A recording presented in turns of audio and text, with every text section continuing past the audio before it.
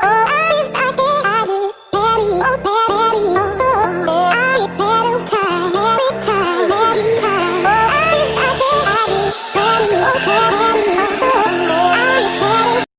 दोस्तों, स्वागत है पॉलिटेक्निक स्टार्ट पे। मैं हूँ आर.के. सिंह एंड हम लोग स्टार्ट कर चुके थे बेसिक फिजिक्स का unit number 2 general properties of matter, जिसमें कि आज हम इस क्लास पे यूनिट 2 का आखिरी टॉपिक डिस्कस करेंगे एंड यूनिट 2 को ख़त्म कर देंगे। देन नेक्स्ट क्लास में हम यूनिट 3 को स्टार्ट करेंगे। ओके दोस्तों, चलो अब आज इस क्लास पे हम डिस्कस करने वाले हैं Stokes law and terminal velocity के बारे में। Stokes law and terminal velocity के बारे में बहुत ही सिंपल सा टॉपिक है एंड बहुत ही अच्छे तरीके से इन दोनों टॉपिक को हम आज समझ लेंगे। ओके, क्लास को करते हैं स्टार्ट। लेकिन क्लास स्टार्ट करने से पहले जो सारे दोस्त मेरे चैनल पे पहली बार पधारे हैं तो बिल्कुल स्वागत है आपको एंड चैनल को ज़रूर सब्सक्राइब कर लीजिएगा, वीडियो को लाइक कीजिएगा, शेयर कीजिएगा, कमेंट करके ये बताइएगा कि क्लास आपको कैसा लगा है। ठीक है दोस्तों, चलो क्लास को करते हैं स्टार्ट। आज का जो टॉपिक है स्टोक्स लॉ। ओके, आज का जो टॉपिक है Stokes law and terminal velocity.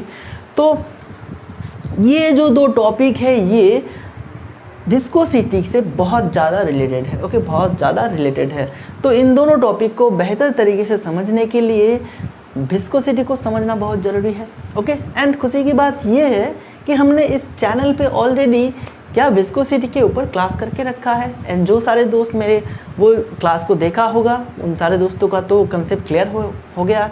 लेकिन जो सारे दोस्त अभी तक नहीं देखा तो उनका क्या, तो उनके लिए मैं क्या कर रहा हूँ कि यहाँ पे डिस्क्रिप्शन बॉक्स पे मैं लिंक दे रहा हूँ उस क्लास का, तो आप वहाँ से देख लीजिएगा एंड कंसेप्ट जो है विस्कोसिटी का क्लियर कर लीजिएगा। ओके, मैं ये इसलिए कह रहा हूँ कि क्योंकि विस्कोसिटी का कंसेप्ट आज इस क्लास पे लगने वाला है। ओके, तो आपको विस्कोसिटी का भी कंसेप्ट रखना होगा। ओके दोस्तों, ठीक है। चलो आज सबसे पहले हम बात करेंगे स्टोक्स लॉ के बारे में। ओके, सबसे पहले बात करेंगे स्टोक्स लॉ के बारे में। ओके, ठीक है, स्टोक्स लॉ के बारे में एंड स्टोक्स लॉ से जुड़ा हुआ सारी बातों को हम सीखेंगे, समझेंगे। ओके, तो सबसे पहले क्या करते हैं कि स्टोक्स लॉ से जुड़ा जो सब टॉपिक है, जो घटनाएं हैं, ठीक है, वो हम यहाँ पे एक्सप्लेन कर लेते हैं। इसके लिए मुझे क्या करना होगा, मुझे एक कंटेनर लेना होगा। ओके, कंटेनर लेना होगा, बहुत ही लार्ज कंटेनर मैंने यहाँ पे लिया। ओके, दिखने में छोटा लग रहा है लेकिन ये बहुत ही लार्ज कंटेनर मैंने यहाँ लिया। ओके, एंड मैंने क्या किया, विस्कस फ्लूइड यहाँ पे डाला। विस्कस फ्लूइड डाला। विस्कस फ्लूइड बोलते हैं कैसा फ्लूइड जिसमें विस्कोसिटी है, जो फ्लूइड चिपचिपा नेचर का है, चिपचिपा टाइप का है। ठीक है, ओके, तो उस तरह का फ्लूइड मैंने यहाँ पे डाला एंड विस्कोसिटी के क्लास में हमने एग्जाम्पल लिया था हनी का। ओके, शहद का। तो मैं क्या कर रहा हूँ, यहाँ पे शहद डाल रहा हूँ, इस कंटेनर पे शहद डाल रहा हूँ, मतलब बहुत ज़्यादा शहद है, इसको मैं यहाँ पे डाल रहा हूँ एंड शहद का लेयर जो है इतना आ गया। शहद का लेयर मतलब इतना टैंक हमारा, इतना कंटेनर इतना भर गया है। ओके, ठीक है। देन मैं क्या कर रहा हूँ, एक फुटबॉल जैसा, ओके, फुटबॉल जैसा शेप का गोलाकार, मतलब एकदम गोलाकार शेप का है, एक मैं बॉडी ले रहा हूँ। ओके, एक वस्तु ले रहा हूँ। ठीक है, एक पत्थर ही मान लीजिए, एक पत्थर ले रहा हूँ मैं एंड इसको यहाँ से मैं छोड़ रहा हूँ। ओके, पत्थर को अगर मैंने यहाँ से छोड़ा तो पत्थर क्या होगा, पत्थर आके इस शहद पे आके गिरेगा एंड इस शहद के अंदर इस तरह से ये आएगा, नीचे आके एकदम इस बॉटम पे आके रह जाएगा। ठीक है, ओके, तो बिल्कुल ऐसा ही अगर आपने ग्लास में पानी लिया हो एंड पानी में एक पत्थर डालेंगे तो बिल्कुल जो मिलेगा आपको देखने को, बिल्कुल यहाँ पे भी वही केस होगा। ओके, वही सेम केस यहाँ पे रिपीट होगा। ठीक है, मैंने यहाँ पे डाला एक क्या, यहाँ पे मैंने एक गोलाकार वस्तु को छोड़ दिया, तो ये गोलाकार वस्तु नीचे की तरफ आएगा अपने वेट के लिए एंड यहाँ पे घुस जाएगा, घुस के ये धीरे धीरे आके एकदम बॉटम पे ऐसे आके गिर जाएगा। ओके, यहाँ पे आके रह जाएगा ऐसे। ठीक है, तो मैं क्या कर रहा हूँ कि अब मुझे ऊपर वाला भी नहीं चाहिए एंड बॉटम वाला भी नहीं चाहिए एंड ये भी नहीं चाहिए।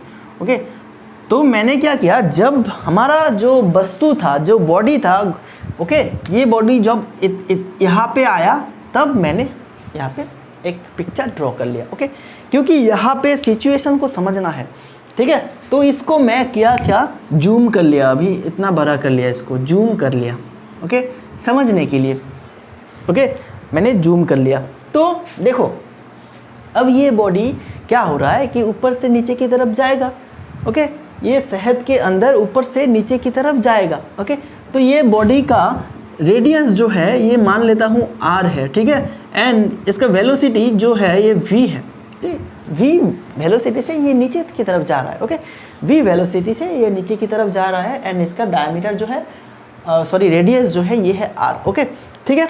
अब देखो इसका मूवमेंट किस ओरिएंटेशन पे हो रहा है, किस एक्सिस पे हो रहा है, वर्टिकली हो रहा है, ठीक है, ये वर्टिकली ऊपर से नीचे की तरफ जा रहा है। लेकिन विस्कोसिटी के केस में हमने क्या देखा था कि जो शहद था ये हॉराइजॉन्टल सरफेस पे ऐसे फ्लो हो रहा था, ओके, जिसके लिए वहाँ पे लेयर्स जो हमने ड्रॉ किए थे वो लेयर किस ओरिएंटेशन पे था, बोलो, हॉराइजॉन्टल ओरिएंटेशन पे था, ओके, हॉराइजॉन्टल लेयर था वहाँ पे। लेकिन यहाँ पे मूवमेंट हो रहा है वर्टिकल, इसलिए हम यहाँ पे वर्टिकल लेयर ड्रॉ करेंगे, ओके, ठीक है। तो वर्टिकल लेयर सबसे पहले देखो ये एक लेयर होगा जिस लेयर से ये जो बॉडी है ये बॉडी टच होगा, ओके, एंड इधर को भी होगा बिल्कुल इस तरह से, ठीक है ना, ये लेयर। एंड आप ये देख सकते हैं कि ये दो लेयर्स के बीच ये बॉडी चीर के नीचे की तरफ जा रहा है, ओके, ये लेयर्स को चीरते हुए नीचे की तरफ जा रहा है।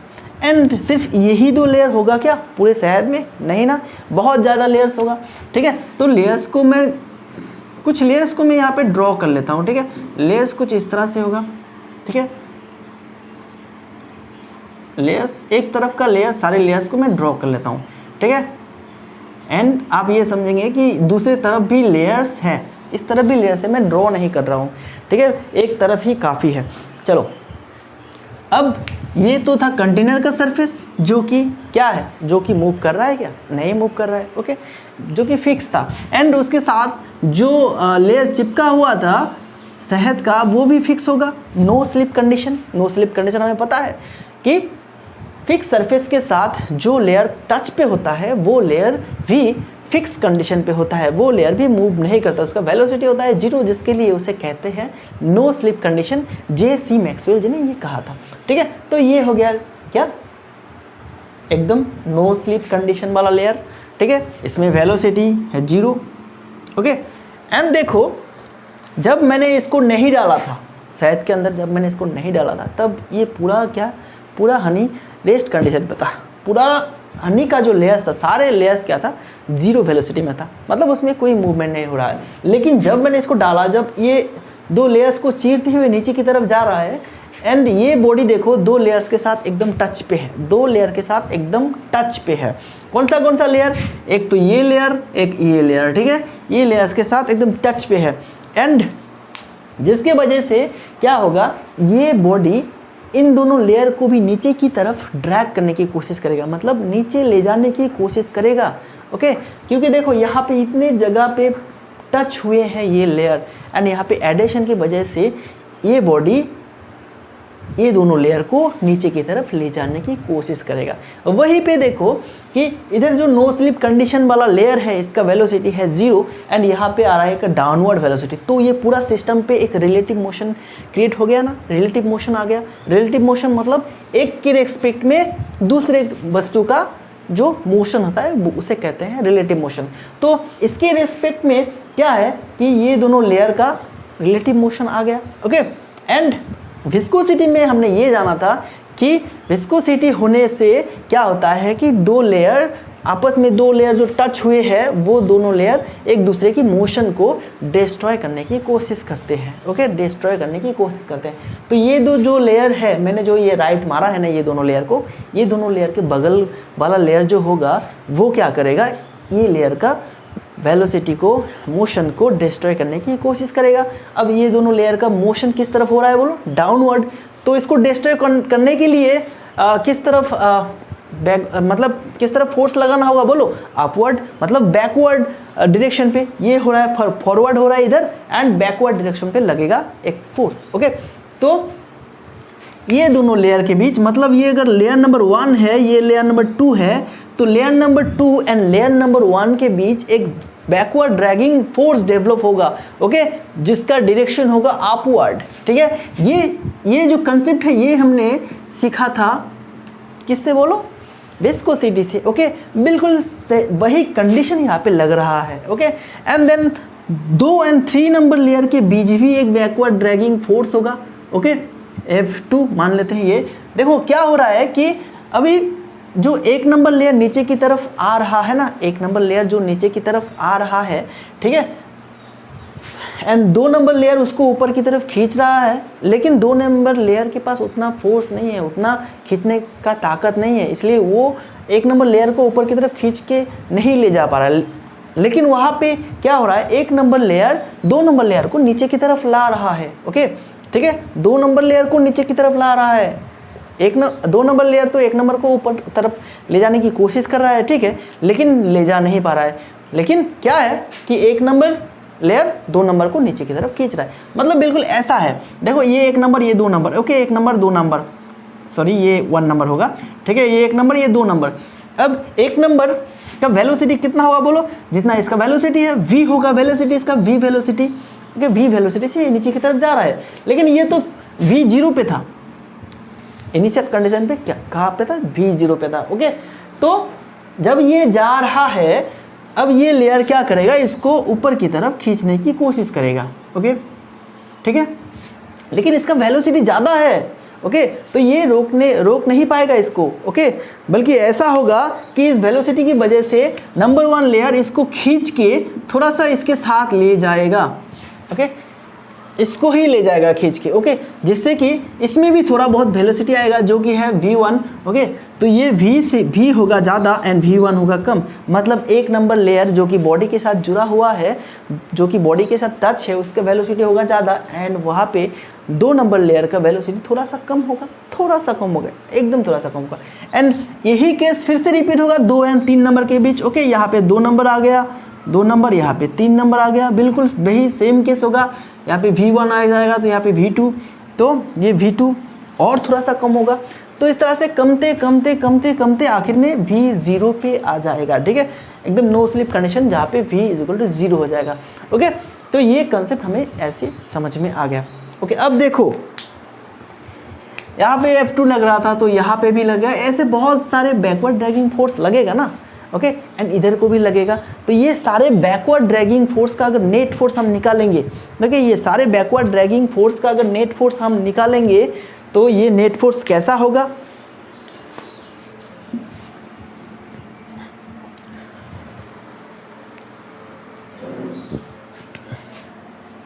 Summation of backward dragging force.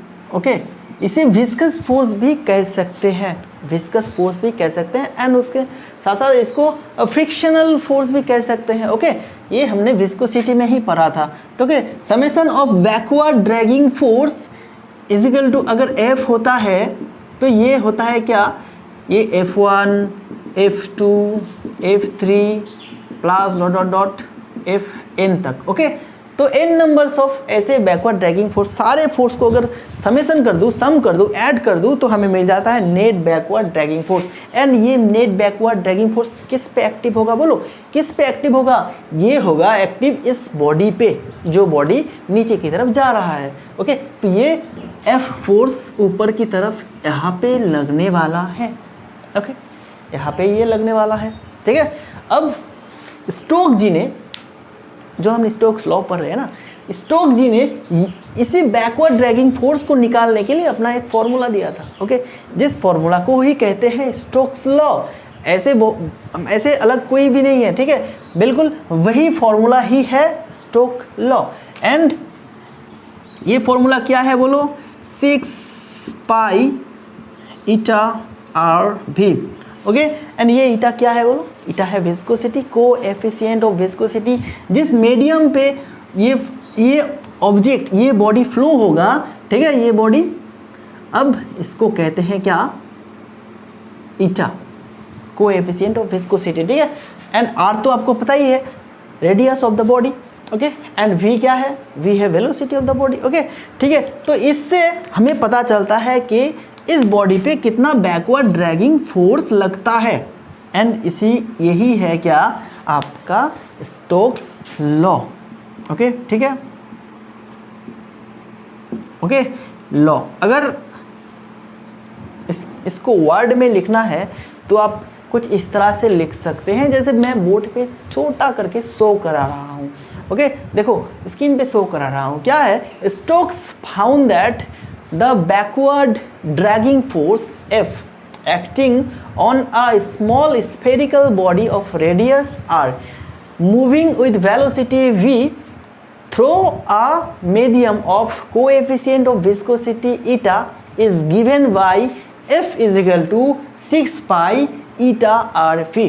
ठीक है, बिल्कुल यही आपको लिखना है। अगर आपको पूछा जाए, एग्जाम पे पूछा जाए कि what is Stokes law, okay, तो आप ये लिखेंगे जो कि स्क्रीन पे शो हो रहा है। ओके, ठीक है ना। एंड इस इक्वेशन को काम पे लगा के आप क्या कर सकते हैं कि बैकवर्ड ड्रैगिंग फोर्स निकाल सकते हैं। ओके, चलो अब क्या करते हैं कि हम कुछ एक टॉपिक पे चले जाते हैं, applications of dimensional analysis.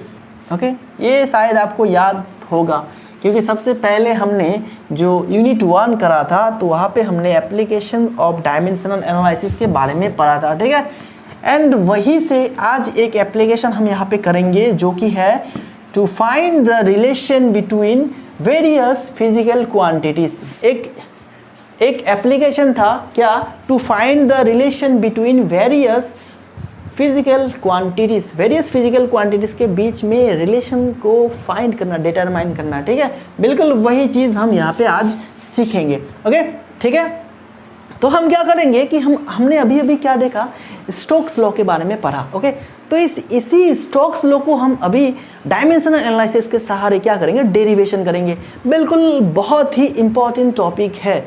Okay, बहुत ही इंपॉर्टेंट टॉपिक है, एग्जाम पॉइंट ऑफ व्यू में ये ज़्यादातर पूछा जाता है। ओके, डायमेंशनल एनालिसिस को यूज़ करते हुए स्टोक्स लॉ को डेराइव करो।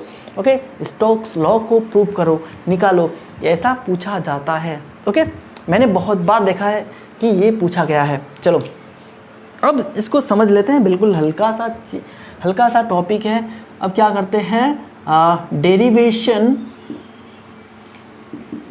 Derivations of Stokes law by dimensional analysis. Okay, analysis, ठीक है, बाय डायमेंशनल एनालिसिस। एंड हम जो ये क्लासेस कर रहे हैं ना, ये क्लासेस सारे SBTE state board of technical education के लिए क्या है, एप्लीकेबल है। ठीक है, सारे स्टेट्स के जैसे वेस्ट बंगाल, बिहार, झारखंड, उड़ीसा, ठीक है, यूपी, सारे के सारे बोर्ड्स के लिए ये क्या है कि एप्लीकेबल है ये सारे। ओके, क्योंकि सिलेबस जो है ज़्यादातर सेम है, एक दो टॉपिक इधर उधर होता है तो आप इसको कंसिडर करिएगा। ओके, ठीक है, अगर हमारे इस क्लासेस से कोई भी टॉपिक बाहर होता है, ठीक है, तो आप क्या करेगा कि आप मुझे मेल करिएगा। ठीक है, मेरा मेल आपको मिल जाएगा शायद अबाउट सेक्शन पे, हमारे चैनल के अबाउट सेक्शन पे आपको हमारा मेल मिल जाएगा। एंड आप वहाँ पे मेल करके अपना सिलेबस जो है भेज दीजिएगा। एंड उसके साथ साथ वो पॉइंट भी, वो टॉपिक भी आप मेंशन कर दीजिएगा। ठीक है, कि सर ये टॉपिक समझा दीजिए। ठीक है, तो मैं अलग से उस टॉपिक के ऊपर क्लासेस बना सकूँगा। ओके, ठीक है, चलो अब आप क्या करेंगे कि derivation of Stokes law by dimensional analysis. Dimensional analysis को यूज़ करते हुए हम क्या स्टोक्स लॉ को डेराइव करेंगे। ठीक है, अभी जो हमने सीखा था 6 pi eta R V. Okay, F is equal to 6 pi eta R V, तो इसको डेरिवेशन करेंगे। तो सबसे पहले इसका स्टेप क्या है, सबसे पहला स्टेप है कि हम जिस फिजिकल क्वांटिटी को डेराइव करना चाहते हैं, ठीक है, वो फिजिकल क्वांटिटी कौन सी फिजिकल क्वांटिटी के ऊपर डिपेंडेंट है, ये पहले निकालना होगा। तो हम निकाल रहे हैं F। ठीक है, F ये बैकवर्ड ड्रैगिंग फोर्स। अब ये बैकवर्ड ड्रैगिंग फोर्स कौन कौन से फैक्टर पे डिपेंड करते हैं ये पहले लिखते हैं। F depends on the following factor. ठीक है, फॉलोइंग फैक्टर्स। ठीक है, तो F डिपेंड, ये जो बैकवर्ड ड्रैगिंग फोर्स है ये depends on the following factor. अब क्या क्या है देखो, सबसे पहले विस्कोसिटी, विस्कोसिटी मतलब कोएफिशिएंट ऑफ विस्कोसिटी भी लिख सकते हैं, ठीक है। चलो कोएफिशिएंट ऑफ विस्कोसिटी ही लिख लेते हैं, coefficient of viscosity of the medium, ठीक है, जिस मीडियम के थ्रू ये क्या है, ईटा, ठीक है। एंड दूसरा टॉपिक क्या है, दूसरा फैक्टर क्या है, दूसरा है वेलोसिटी ऑफ द ऑब्जेक्ट, ठीक है, ऑब्जेक्ट या फिर बॉडी। एंड तीसरा क्या है बोलो, तीसरा है डायामीटर या फिर रेडियस, रेडियस भी लिख सकते हैं, तो रेडियस ही लिखते हैं, रेडियस ऑफ द ऑब्जेक्ट, ठीक है। तो ये तीनों चीज़ों के ऊपर क्या करते हैं, ये जो विस्कस ड्रैगिंग फोर्स है ये डिपेंड करता है। अब हम मान लेते हैं कि लेट F इजिकल टू, क्या हमने किया कि ईटा के ऊपर हमने डायमेंशन लगाया A एंड R के ऊपर डायमेंशन लगाया हमने B एंड V के ऊपर डायमेंशन लगाया हमने C, ठीक है। व्हेयर आप ये लिखेंगे, where A B C, sorry ये C होगा, C are the dimensions of eta R and V, ठीक है, ईटा आर एंड V दिख रहा है, वो दिख रहा होगा आपको। क्या हमने कहा, लेट F इजिकल टू ईटा ऊपर में हमने डायमेंशन लगाया A, R के ऊपर डायमेंशन लगाया B एंड V के ऊपर डायमेंशन लगाया C, and where A B C are the dimensions of eta R and V, हमने ये लिखा, ओके। देन क्या करेंगे कि एक कांस्टेंट लाना होगा, ठीक है। तो नेक्स्ट लाइन पे हम ये लिख सकते हैं कि ईटा A R B V C, ठीक है, ये प्रोपोर्शनल साइन होगा जिसके लिए हमें यहाँ पे कांस्टेंट लाना होगा। एंड आप यहाँ पे लिखेंगे कांस्टेंट ऑफ प्रोपोर्शनलिटी, ओके, ठीक है, प्रोपोर्शनलिटी, ठीक है, कांस्टेंट ऑफ प्रोपोर्शनलिटी, ओके, के, ठीक है। चलो अब क्या करते हैं कि हमें डायमेंशंस निकालना होगा। तो मैं क्या कर रहा हूँ कि ये ऊपर वाला पार्ट को इरेज कर देता हूँ, ओके, ऊपर वाला पार्ट को मैं यहाँ पे इरेज कर रहा हूँ, ठीक है। आप लिखते चलिए, बिल्कुल लिखते चलिएगा, एक बार में ही समझ में आ जाएगा। अगर लिखते लिखते जाएंगे तो एक बार में ही समझ में आ जाएगा, दोबारा बार बार दिक्कत करने की ज़रूरत नहीं है, ठीक है। चलो अब डायमेंशंस हम निकाल लेंगे। F मतलब एक फोर्स है, फोर्स का डायमेंशन क्या है बोलो, फोर्स का डायमेंशन है MLT-2, ठीक है, ये हो गया इधर का। एंड राइट साइड क्या होगा, राइट साइड K, तो K ही रह जाएगा, K का हमें कुछ पता नहीं है, K क्योंकि कंस्टेंट है। एंड ईटा, ठीक है, ईटा का क्या होगा बोलो, मतलब ईटा क्या था, कोएफिशिएंट ऑफ विस्कोसिटी, ठीक है, कोएफिशिएंट ऑफ विस्कोसिटी। तो ईटा का डायमेंशंस क्या होगा, ओके, ये हमने विस्कोसिटी चैप्टर में देखा था, ठीक है। तो ये सारी चीज़ें आपको याद रखना है, ओके, ML-1 T-1, ओके। तो इसके ऊपर ईटा के ऊपर A था। एंड R मतलब लेंथ, रेडियस एक लेंथ है, तो L के ऊपर B आ जाएगा, ठीक है। एंड V मतलब हो गया वेलोसिटी मतलब LT-1, ठीक है, तो इसके ऊपर हो जाएगा C। तो अब क्या कर रहा हूँ कि मैं सारे चीज़ों को रीअरेंज कर रहा हूँ। देखो M के पावर यहाँ पे A तीनों के ऊपर पावर होगा, A B तो इसके ऊपर होगा, एंड C ये दोनों के ऊपर होगा। तो कुछ इस तरह से होगा MA L-A T-A, ठीक है, एंड LV एंड यहाँ पे LC T-C। तो रीअरेंज कर लो, M के ऊपर हो जाएगा सिर्फ A, ओके, एंड L के ऊपर -A एंड +B, ठीक है, एंड +C, एंड T के ऊपर क्या हो जाएगा -A -C, ठीक है। एंड इधर क्या था, इधर को M के ऊपर 1 था, L के ऊपर 1 था, T के ऊपर -2 था। अब क्या करेंगे, अब कंपेयर कीजिए, ठीक है। चलो इन सारी चीज़ों को मैं इरेज कर देता हूँ। अब कंपेयर करो, कंपेयरिंग करने के बाद हमें ये मिला कि देखो M इधर 1 है, M इधर 0 है, ठीक है, बाई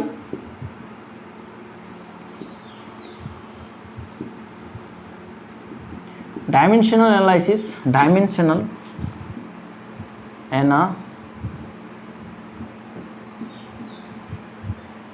एनालिसिस। ओके, क्या है कि देखो इधर m के ऊपर 1 है एंड इधर m के ऊपर a है, तो a इजिकल टू 1 हम कह सकते हैं, ठीक है। ओके, क्योंकि दोनों तरफ तो एक ही, ये डायमेंशनल एनालिसिस नहीं होगा, ये डायमेंशनल होमोजेनिटी होगा, ठीक है। होमोजेनिटी, ये पूरा सिस्टम ही तो ये जो कर रहे हैं हम, ये है एनालिसिस, एंड यहाँ पे हम कंपेयर कर रहे हैं, ये है डायमेंशनल होमोजेनिटी, ठीक है, ठीक है, ये है डायमेंशनल होमोजेनिटी। अब क्या है कि a इजिकल टू 1 हो गया, तो l इजिकल टू क्या होगा बोलो, इधर minus a plus b plus c is equal to 1 होगा, ओके, इधर को, एंड यहाँ पे मिलेगा minus a minus c is equal to क्या होगा, -2, ठीक है, ठीक है ना। अब देखो, अब मुझे एक चीज़ पता है कि a की वैल्यू 1 है, a की वैल्यू 1 है, ओके, तो यहाँ पे a की वैल्यू लगा दो, तो क्या हो जाएगा बोलो, यहाँ पे 1 है तो -1 हो जाएगा, -c -2, तो 1 को उधर ले चलो या फिर 2c को उधर ले चलो, ओके, c इजिकल टू क्या हो जाएगा, ओके, चलो -1 + 2, तो ये भी बन जाएगा 1, ओके, एंड a का वैल्यू पता है, c का वैल्यू पता है, a का वैल्यू पता है एंड c का वैल्यू हमें पता है, तो अब क्या कर सकते हैं, यहाँ पे b का वैल्यू हम निकाल सकते हैं। देखो -1, ये a का वैल्यू -1 प्लस b हो जाएगा, एंड यहाँ पे c का वैल्यू 1 है, तो 1 लगा दो, एंड इधर 1 है, तो ये क्या हो गया, ये कट जाएगा एंड v इजिकल टू 1 हो जाएगा, ठीक है, b इजिकल टू भी 1 हो जाएगा। अब हमें पता चल चुका है a कितना है, b कितना है एंड c कितना है, तो हम ये जो फॉर्मूला हमने लिखा था f is equal to k eta a b, sorry ये r के ऊपर b एंड v के ऊपर c था, ठीक है, तो यहाँ पे हम a b एंड c को प्लेस करा सकते हैं, लगा सकते हैं, ठीक है, तो सारे के ऊपर 1 होगा। एंड देखो हमने अभी तक क्या ये इक्वेशन को एग्जैक्टली डेराइव नहीं किया है, यहाँ पे एक कंस्टेंट आ गया है, देखो, एंड हमने डायमेंशनल एनालिसिस के लिमिटेशन पे देखा था कि डायमेंशनल एनालिसिस में हम किसी भी कंस्टेंट का क्या वैल्यू नहीं निकाल सकते हैं, ठीक है, किसी भी कंस्टेंट का वैल्यू नहीं निकाल सकते, एंड हालांकि ये जो k है, ये है डायमेंशनलेस कंस्टेंट, तो इस कंस्टेंट का मैग्नीट्यूड हम नहीं निकाल सकते, वैल्यू हम नहीं निकाल सकते, ओके। इसके लिए हमें क्या करना है कि अलग से एक्सपेरिमेंट करना है, ओके, अलग अलग टेस्ट करना है, अलग एक्सपेरिमेंट करके ये हमें निकालना है, okay, and by other experiment, ठीक है, by other experiment we know, इधर को नहीं जाएगा तो इधर हो जाएगा, and we know that k is equal to 6π, ठीक है, तो अदर एक्सपेरिमेंट से हमें ये पता चला कि k का जो वैल्यू है ये है 6π। तब हम क्या कर सकते हैं, अब हम इक्वेशन को सजा सकते हैं इस तरह से, वी हैव क्या होगा, नाउ वी हैव क्या होगा बोलो, हमारे पास होगा f इजिकल टू 6π, k का वैल्यू लगा दिया, एंड ईटा के ऊपर 1 होगा, r के ऊपर 1 होगा, v के ऊपर 1 होगा, तो 1 का मतलब कुछ भी नहीं है, तो 1 को इरेज कर देंगे, तो हमें मिल जाएगा ये फॉर्मूला, ओके, ठीक है ना। एंड हमने क्या किया कि डायमेंशनल एनालिसिस को यूज़ करते हुए हमने निकाला स्टोक्स लॉ को, ओके, एंड स्टोक्स लॉ को हमने यहाँ पे प्रूव कर दिया, ठीक है ना। चलो अब क्या करते हैं, अब इसका एप्लीकेशन देख लेते हैं, स्टोक्स लॉ का एप्लीकेशन क्या है एंड इम्पोर्टेंस क्या है। देखो इलेक्ट्रॉन का चार्ज डिटरमाइन करने के लिए मिलीकान जी ने एक ऑयल एक्सपेरिमेंट किया था, ऑयल ड्रॉप एक्सपेरिमेंट, ठीक है, तो वहाँ पे इस लॉ का यूज़ था, ठीक है, वहाँ पे इस लॉ का यूज़ था। एंड दूसरा चीज़ देखो, इस लॉ के सहारे क्या है, रेन ड्रॉप्स जो बारिश के बूंदे जो गिरते हैं ना, उसका वेलोसिटी डिटरमाइन किया जा सकता है, ठीक है, v का वैल्यू डिटरमाइन किया जा सकता है। देन तीसरा जो है देखो, कोई भी बंदा अगर एरोप्लेन से पैराशूट लेके गिरता है, जैसे कि पबजी में होता है ना कि सारे आर्मीज क्या करते हैं, पैराशूट लेके गिरते हैं, तो ये पैराशूट जब गिरता है ना, बिल्कुल यही फॉर्मूला वहाँ पे अप्लाई होता है, ठीक है, ओके। यही फॉर्मूला अप्लाई होके वो गिरता है। ओके ठीक है, तो ये था क्या इंपॉर्टेंस ऑफ स्टोक्स लॉ। अब हम बात करेंगे टर्मिनल वेलोसिटी के बारे में। ठीक है, बिल्कुल छोटा सा टॉपिक है, तो शायद हो जाएगा 40 मिनट्स होने से पहले ही हो जाएगा। एंड मैं पिछले कुछ दिनों से देख रहा हूँ कि जो क्लासेस है ये 30 मिनट को क्रॉस करके अब 35 मिनट्स चला गया है। ठीक है, एंड शायद कुछ दिनों में ये क्या हो जाएगा 1 आवर का भी हो सकता है। ठीक है, कुछ कुछ क्लास तो 55 भी चला गया था। चलो कोई बात नहीं, तो अगले 2 दिनों में अप्लाइड फिजिक्स का भी क्लास शुरू होने वाला है। ओके, अप्लाइड फिजिक्स का भी क्लास शुरू होगा एंड वहाँ पे शायद 1 आवर का क्लास हो सके।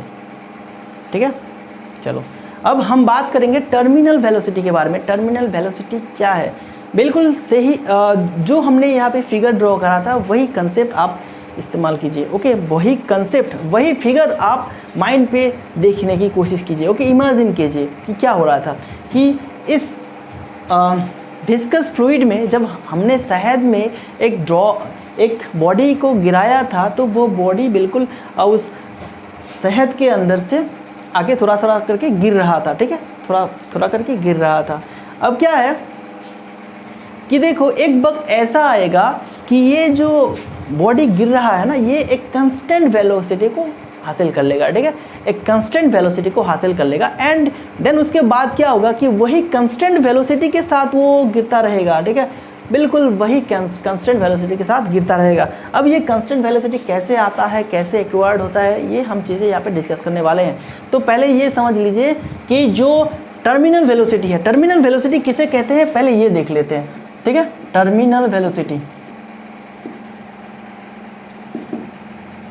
टर्मिनल वेलोसिटी किसे कहते हैं? देखो, maximum constant velocity acquired by a small spherical body okay falls freely through a viscous medium due to the resultant of following 3 force acting on the body becomes 0। क्या क्या force active होता है? Okay देखो मैं यहाँ पे screen पे show करा रहा हूँ, बिल्कुल शो हो रहा है आपके लिए, लिखने के लिए ये शो हो रहा है। ठीक है, समझाने के लिए मैं अलग से समझाऊंगा, आप यहाँ से लिख सकते हैं, इसलिए मैं स्क्रीन पे शो कराता हूँ। ओके ठीक है, वैसे तो मैं अलग लैंग्वेज पे समझाऊंगा आपको, तो आप फिलहाल लिख लीजिए। देखो, the 3 forces are given below, weight of the body acting vertically downwards okay and upward thrust due to buoyancy equal to the weight of displaced fluid FB and 3 number viscous dragging force acting on the direction opposite to the motion of the body whose magnitude according to Stokes law is F is equal to 6 pi eta RV। ठीक है, तो ये था। And देखो क्या है कि जब कोई बॉडी ऐसे विस्कस फ्लूइड के थ्रू ऐसे गिरेगा, ठीक है, ऐसे फ्री फॉल होगा, तो क्या है कि उस बॉडी पे 3 तरह के फोर्सेस एक्टिव होते हैं।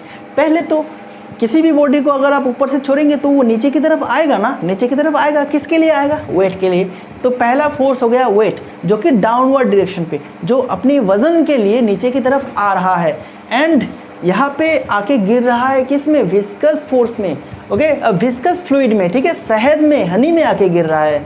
अब क्या होगा कि हमने अभी स्टोक्स लॉ के बारे में पढ़ा है। ओके, स्टोक्स लॉ मतलब वहाँ पे एक बैकवर्ड ड्रैगिंग फोर्स डेवलप होगा, ये इसका डायरेक्शन किधर होगा? ऊपर को होगा। ठीक है, तो हमने अभी 2 फोर्स के बारे में पढ़ लिया है।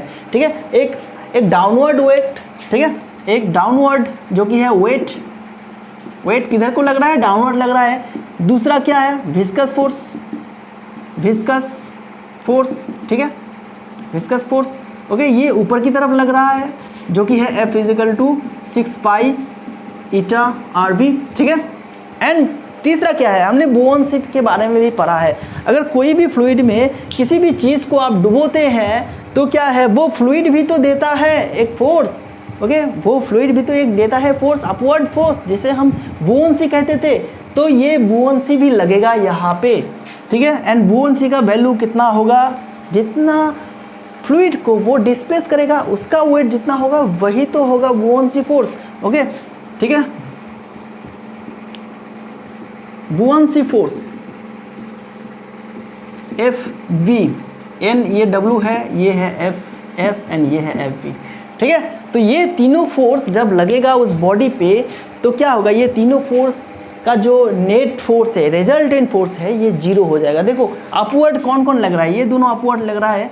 तो ये जब कंडीशन ऐसा हो जाएगा W is equal to F plus F B, ठीक है, मतलब नीचे की तरफ जितना फोर्स लग रहा है ये दोनों मिलके ऊपर की तरफ उतना फोर्स डला है। तो बॉडी में कितना फोर्स हो गया, नेट फोर्स हो गया zero, okay. Net resultant force क्या हो गया, जीरो हो गया। लब्धि बल कितना हो गया, जीरो हो गया। अब क्या करेगा, वो बॉडी फ्रीली फॉल होगा, ओके, फ्रीली फॉल, ओके। उसमें कोई भी एक्सेलरेशन नहीं होगा, कोई भी डी एक्सेलरेशन नहीं होगा, ओके। उसका वेग ना बढ़ेगा ना कमेगा, कुछ भी नहीं होगा। वो एक कंस्टेंट वेग के साथ, कंस्टेंट वेलोसिटी के साथ गिरता रहेगा। एंड इसी कंस्टेंट वेलोसिटी को कहते हैं क्या, टर्मिनल वेलोसिटी, ठीक है। इसी कंस्टेंट वेलोसिटी को कहते हैं टर्मिनल वेलोसिटी। जैसे कि स्पेस में होता है, स्पेस में बिल्कुल वैसा ही होता है। अगर कोई रॉकेट मतलब हमारे अर्थ से, ठीक है, हमारे पृथ्वी से ऐसे निकल के स्पेस पे चला गया एंड स्पेस पे कुछ भी करने की ज़रूरत नहीं है, ठीक है। स्पेस में जो स्पीड में आके गिरा बस उसी स्पीड से वो चलता रहेगा, नो डायरेक्शन भी चेंज नहीं होगा, बिल्कुल जिस स्पीड पे वो गया था, ठीक है, वही स्पीड से एक स्ट्रेट लाइन पे वो चलता रहेगा, ओके, ठीक है ना। बिल्कुल वही कंडीशन यहाँ पे होगा। उस बॉडी के ऊपर नेट फोर्स है जीरो, जिसकी वजह से ना उसका वेलोसिटी बढ़ेगा ना उसका वेलोसिटी घटेगा, जो एकदम कंस्टेंट वेलोसिटी के साथ वो गिरता रहेगा, जिसको कहते हैं क्या, टर्मिनल वेलोसिटी, ठीक है। चलो अब इस टर्मिनल वेलोसिटी का इक्वेशन निकालते हैं कि कैसे है ये टर्मिनल वेलोसिटी।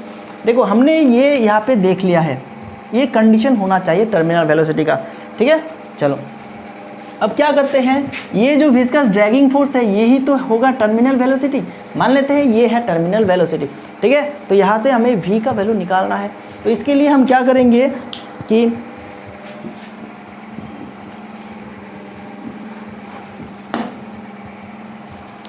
देखो हमें मिला था w इजिकल टू, या फिर हम ये लिख सकते हैं f plus F V is equal to W. अब f क्या है, 6 पाई लिखो पहले, pi eta R V plus buoyancy force कितना होगा, जितना वो उसका वॉल्यूम होगा, वॉल्यूम के साथ फ्लूइड का डेंसिटी मल्टीप्लाई करने से क्या होगा कि हमें मिल जाएगा उस फ्लूइड का, मतलब डिस्प्लेस फ्लूइड का मास, ओके, ठीक है।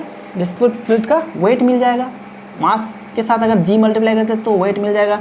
तो ये होगा, स्पेयर का फॉर्मूला क्या है बोलो, 4/3 pi R cube, okay, and ये होगा जी, ठीक है, ओके। ये मैंने क्या लिया, ये जो सिग्मा लिया ये है density of liquid, okay, density of the fluid, यहाँ पे लिख लो आप डेंसिटी ऑफ फ्लूइड, ओके, ठीक है, ये है डेंसिटी ऑफ फ्लूइड। एंड ये इक्वल टू होगा किसके, वेट के समान। वेट अब निकालो वेट, तो पहले तो वॉल्यूम निकाल लो एंड वॉल्यूम के साथ डेंसिटी मल्टीप्लाई करना है एंड जी मल्टीप्लाई करना है, डेंसिटी ऑफ द बॉडी जो है एंड जी मल्टीप्लाई करो। एंड यहाँ से हमें वेलोसिटी निकालना है, ओके। हम टर्मिनल वेलोसिटी निकाल रहे हैं तो हमें यहाँ पे वेलोसिटी भी निकालना है, ओके। तो क्या करते हैं, 6 पाई ईटा आर वी को इधर रखते हैं and 4/3 pi R cube rho G minus इसको इधर के लेके जाओ तो हमें मिल गया पाई आर क्यूब रो जी, ठीक है। एंड यहाँ पे कॉमन क्या क्या मिल रहा है बोलो, 4/3 कॉमन मिल रहा है and pi R cube G common मिल रहा है एंड यहाँ से हमें मिल जाएगा क्या, रो माइनस सिग्मा, ठीक है, ये हमें मिल जाएगा, ठीक है। यही तो मिलेगा ना, सारे चीज़ कॉमन हो गया तो यही मिलेगा हमें, ओके।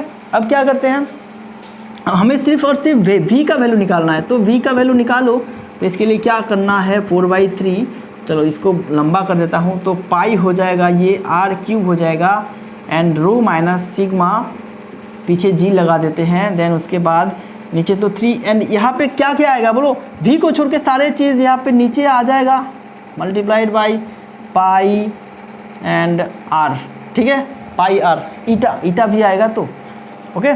देखो अब क्या क्या कट जाएगा, पाई कट जाएगा, समझ में आ रहा है कुछ, पाई पाई कट रहा है, यहाँ पे r एंड यहाँ पे क्यूब था तो ये क्यूब कट जाएगा, तो यहाँ पे रह जाएगा स्क्वायर एंड कुछ कट रहा है ये कटेगा, ठीक है। ये 2 2 जा 4, ये 3, ठीक है। तो हमारे पास अब होगा 2/9, ऊपर रहेगा r स्क्वायर, ओके। पाई तो नहीं रहेगा, r स्क्वायर रहेगा एंड रहेगा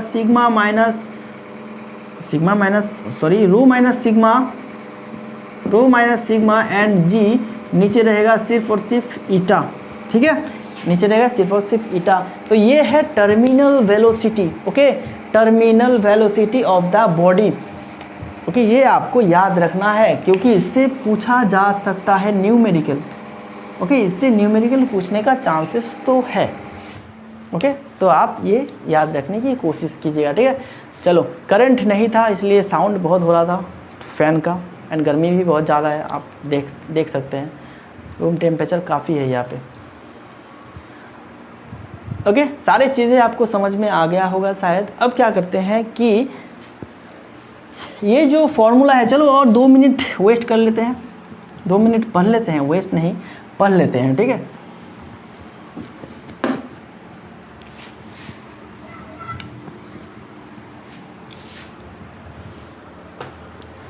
ओके, देखो ये जो हमें मिला, क्या मिला हमें? Terminal velocity, okay. Terminal velocity मिला 2/9, okay. r square rho minus and ये होगा g, देन ये होगा ईटा, ठीक है। तो आप यहाँ से ये कह सकते हैं कि कौन कौन से फैक्टर पे ये टर्मिनल वेलोसिटी डिपेंड करता है, कौन कौन से फैक्टर पे डिपेंड करता है। यहाँ पे जितने सारे टर्म्स यूज़ हुए हैं सारे के सारे डिपेंड करेगा, कि सारे के सारे पे डिपेंड करेगा टर्मिनल वेलोसिटी। तो आप ये कह सकते हैं terminal velocity is directly proportional to the square of radius of the spherical body, ठीक है, ओके। आप ये कह सकते हैं terminal velocity is directly proportional to the square of radius of the spherical body, ये 1 नंबर हो गया। एंड दूसरा क्या हो जाएगा? Terminal velocity of the spherical body is directly proportional to the difference of densities of the body and the fluid, ठीक है, okay. ये हो जाएगा। एंड तीसरा आप ये भी कह सकते हैं terminal velocity is directly proportional to the acceleration due to gravity, ये भी आप कह सकते हैं। आप ये भी कह सकते हैं terminal velocity is inversely proportional to the coefficient of viscosity, okay.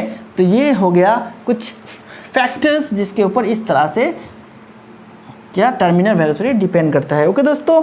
तो इससे होता है आज का क्लास ख़त्म। एंड आज का क्लास यहाँ से ख़त्म होने के साथ साथ यूनिट 2 भी हो रहा है ख़त्म।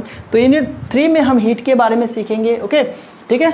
यूनिट 3 में हम क्या सीखेंगे? हीट के बारे में सीखेंगे। एंड मैं कल या परसों जो भी हो 3-4 दिन के अंदर अप्लाइड फिजिक्स का जो क्लासेस है, ठीक है, वो भी शुरू करने वाला हूँ, ओके दोस्तों। एंड बेसिक फिजिक्स का क्लास ख़त्म होते ही हम क्या करेंगे? बेसिक केमिस्ट्री का क्लास में चले आएंगे, ओके, ठीक है। कुछ इस तरह से चलेंगे। देखो, लॉकडाउन की वजह से टीचर्स तो आ नहीं रहा है, ओके, जो कि टीचर्स का अरेंजमेंट था यहाँ पे, तो वो भी हो नहीं पा रहा है, जिसकी वजह से मुझे अकेला यहाँ पे संभालना हो रहा है, इसलिए थोड़ा सा दिक्कत हो रहा है, थोड़ा सा मेंटेनेंस का प्रॉब्लम भी है। चलो फिर भी चलते हैं, इस तरह से चलते हैं जितने दूर हो सके। मैं कोशिश करता रहूँगा आपको हेल्प करने की।